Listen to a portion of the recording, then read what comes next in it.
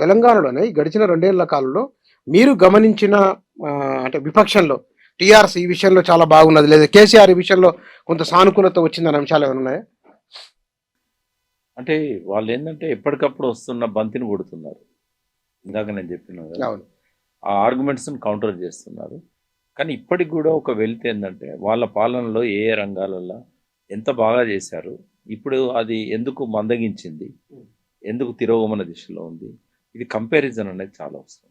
బహుశా మరి half period అయినంక బయట పెడతారేమో 2.5 సంవత్సరాల తర్వాత. ఇంకో 3 నెలలు చూద్దాం. అదైతే లోపం ఉంది. ఇది ల్యాబ్ దగ్ధానికి సంబంధించింది భిన్న రకాల అభిప్రాయాలు వస్తున్నాయి. అంటే ఏదొచ్చినా గూడా ఫైనల్‌గా ఎలక్ట్రిసిటీ డిపార్ట్‌మెంటోళ్ళు ఏం చెప్తారో అదే ఉంటది. షార్ట్ సర్క్యూట్ అని వాళ్ళు చెప్పారు. అల్లా సాక్ష్యాధారాలు చాలా వరకు కాలిపోయినాయి. కంప్యూటర్స్‌లో ఉన్నాయి గూడా మాయమైనాయి. కాదు కాలిపోయినాయి అవన్నీ తగలబడ్డాయి కాబట్టి. అయితే వాళ్ళు శిఖా గోయల్ గారు దానికి హెడ్ ఉన్నట్టున్నారు. ఆమె స్టేట్మెంట్ ఇవ్వాలని చూశాను నేను. అవును. అంటే పేపర్‌లో రేవంత్ రెడ్డి కేటీఆర్ గారు ఏదైతే ఆరోపణ చేశారో, ఓటుకు నోటు సంబంధించింది మాత్రం మేము కోర్టుకు ఆధారాలు ఇప్పటికే సబ్మిట్ చేశాం కాబట్టి, వాటికేమి నష్టం జరగలేదని క్లారిఫై చేశారు. హ్మ్. కాబట్టి అది నిజంగానే దానికోసమే తలగబెట్టిండ్లనే ఆరోపణ అనేది నమ్మరు. జనం నమ్మరు ఇగ. ఆమె ఆ క్లారిటీ ఇచ్చారు కాబట్టి. ఉన్నాయన్నారు కదా! అదే ఫోన్ ట్యాపింగ్‌కి సంబంధించిన తర్వాత ఇతరత్ర ఉండొచ్చు. అంటే ఇంకా వాళ్ళు పూర్తిగా పరిశోధన చేయాలి కదా! ఏ హార్డ్ డిస్క్‌లు ఏమన్నా దొరికితే ఏం పోయినాయి, ఏం పోలేదు. వాళ్ళది ఆల్టర్‌నేట్ రికార్డ్ కూడా ఉంటది. కేవలం అన్ని డాటానంతా కంప్యూటర్‌లలోనే బెటర్ కదా! కాకపోతే పేపర్ రికార్డ్స్ కూడా చాలా వరకు కాలిపోయినాయి అన్నారు. వాళ్ళది నో ఇది కనీసం రిజిస్టర్ అన్న దొరుకుతే అందులో ఏముండే, ఏం కాలిపోయినాయి. హ్మ్. అవన్నీ కానీ దొరుకుతాయి. ఎవిడెన్స్ మొత్తం అయిన తర్వాత మళ్ళా దొరకవు ఎవిడెన్స్. అంటే ఎవిడెన్స్ దొరకదు. ఆ కేసులు కొట్టేస్తారు. అయితే అయిపోయినట్టేగా? అయిపోయినట్టు. అంటే కేసులు దాంట్లో ఉండవు. ఎవరెవరు ఉన్నారో అన్నీ ఎగిరిపోయినట్లే అంటే ఇక. మళ్ళీ వాళ్ళు బతికున్నారు కాబట్టి మళ్ళీ విచారణ ఆధారాలు పోయినాయనే ఉద్దేశంతోని మళ్ళీ ఒకసారి ఆధారాల కోసం ప్రయత్నం చేస్తారు. అప్పుడు సాక్ష్యాలే లేకుండా చనిపోయి ఉండొచ్చు సాక్ష్యం చెప్పిన వాళ్ళు, ఇచ్చిన పోయినాయి వాళ్ళు. పోతాయి. కానీ ఉన్న వాటిని అయితే మళ్ళీ మళ్ళా రిటర్న్ అంటే మళ్ళా తీసుకునే చేసుకోవచ్చు. రీఎగ్జామిన్ చేయొచ్చు. హ్మ్. కోర్టు పర్మిషన్ తోని మేము సేకరించిన ఆధారాలు కాలిపోయినాయి కాబట్టి అది ఎవరి తప్పు కాదు. యాక్సిడెంట్ అది. కాబట్టి మళ్ళీ మాకు వాళ్ళని విచారించడానికి అనుమతి ఇవ్వండి అని చెప్పి కస్టడీలోకి తీసుకొని చేయొచ్చు. కానీ ఎందుకు అంత పెద్ద ఎత్తున దగ్ధమయ్యి కాగానే మొదలు వచ్చినాయి ఈ అనుమానాలు. పలానా జరిగింది అనగానే. ఏది జరిగినా అనుమానాలు వస్తాయి. ఇప్పుడు పొగొచ్చిందంటే అనుమానాలు కానీ వచ్చినట్టే ఇప్పుడు కదా. అధికారంలో లేని వారు కూడా కారణం అంటున్నారు కదా. ఇప్పుడు ఈ పరస్పర నిందారోపణలు ఉంటాయి. బట్ వాటిని నమ్మాల్సిన అవసరం లేదు. పూర్తిగా ఆడ సెక్యూరిటీ కదా, ఆడ సెక్యూరిటీ ఉంటుంది. ఎప్పుడు మనుషులు ఉంటారు. వేరే వాళ్ళు సీసీ కెమెరాలు ఉన్నాయి సిటీ అంతా. ఎవరో వచ్చి తలగబెడితే తెలియదా? అది తెలుస్తుంది కదా. తెలుసు. అయితే గవర్నమెంట్ వాళ్ళు చేసిందని చెప్పడానికి ఏంటంటే లోపల ఉన్నవాడు ఏదైనా చేయొచ్చు. ఆ. లోపల ఉన్నవాడు గవర్నమెంట్ మనిషి కాబట్టి ఆ నమ్మడానికి ఎక్కువ ఆస్కారాలు ఉంటాయి. కానీ ప్రతిపక్షం వాళ్ళు చేయించిండ్రు అంటే ఆ నమ్మడానికి ఆస్కారం ఉండదు. వాడు నీ మనిషి కదా. అవును. నీ మనిషి అయితే నేను ఎట్లా చేస్తా? కానీ ఇక్కడ మనం కేసీఆర్‌కు మొన్న సిట్ నోటీసుల విషయంలో బహుశా అంటే అది కేసీఆర్‌ని ఇబ్బంది పెట్టే అంశంగా పరిణమించవచ్చా? సరే ఇబ్బంది పెట్టినా ఆయన బాధ్యత కదా. రేవంత్ రెడ్డి ఒక సభలో చెప్పినట్టుగా ఆయనేమీ రానని చెప్పలేదు. చాలామంది ఏమనుకుంటారంటే ఆయన రిజెక్ట్ చేసిండు, లేకపోతే ఆయన రానన్నాడు. నేరం చేసినప్పుడు విచారణకు రావడానికి ఏందని రేవంత్ రెడ్డి నేరం చేయలేదు ఆయన. విచారణకు రానని చెప్పలేదు. రెండూ లేదు. నోరు తెరిస్తే అబద్ధాలు అనేటివి రేవంత్ రెడ్డికి ఒక జన్మ హక్కుగా మారిపోయింది. దాన్ని ఏం చేస్తాం మనం? అంత ఉన్నతమైన స్థానంలో రాగద్వేషాలకు అతీతంగా ఉండాల్సిన స్థానంలో ఉండి ప్రమాణం కూడా చేసి రాజ్యాంగం మీద ఆ రాగద్వేషాలతోనే అణువున తనువులో విషాన్ని నింపుకున్న వ్యక్తి రేవంత్ రెడ్డి.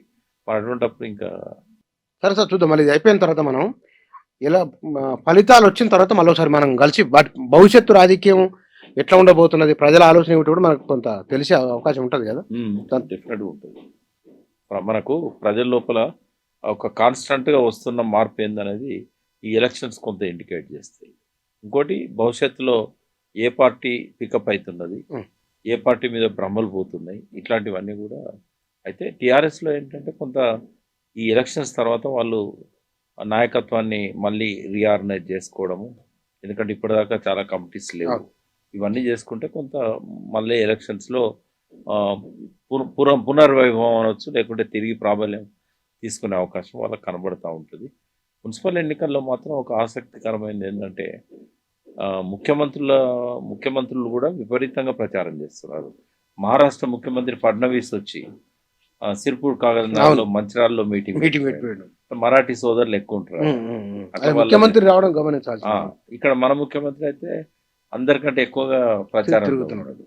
అంటే ఒక స్థానిక సంస్థలలో కూడా ఈ స్థాయిలో ప్రచారం జరగడం అనేది అది కొంచెం కొత్తదనాన్ని ఇస్తున్నది. ఇంతకుముందు పార్టీ అధ్యక్షుడిగా కేసీఆర్ తిరగండి కానీ ముఖ్యమంత్రిగా ఎప్పుడు ఈ మున్సిపల్ ఎన్నికలలో తిరగలేదు ఆయన. ప్రతిపక్ష నాయకునికి కూడా ఇప్పుడు కూడా తిరగట్లేదు ఆయన. బట్ ఇదైతే ఒకటి కనబడతా ఉంది మనకి ట్రెండ్. రేవంత్ రెడ్డికి కొంత అభద్రతా భావం ఉంది అనేది, ఎందుకంటే ఆయనే స్వయంగా దిగడము అభద్రతా భావాన్ని సూచిస్తున్నది. మరి ఆయన ఇంటెలిజెన్స్ రిపోర్ట్స్ ఆయనకి ఏమి ఇచ్చారు ఏంటి ఇవన్నీ కూడా ఇక్కడ ప్రజలు ఏంటంటే కొద్దిగానైనా చైతన్యవంతులు కావాలి. ఇప్పుడు నేను ప్రజలు తెలియదొక్కోళ్ళు అన్నాను కానీ పొరపాట్లు చేస్తున్నారు. వాళ్ళు పొరపాట్లు చేస్తున్నారని చెప్పడం ప్రజలను అవమానించడం కాదు, జాగరూకతతో ఉండాలని చెప్పడం, హెచ్చరించడం. మీరు పొరపాటు చేయడం వల్ల ఇవాళ కాంగ్రెస్ని ఎత్తికెక్కించుకున్నాం.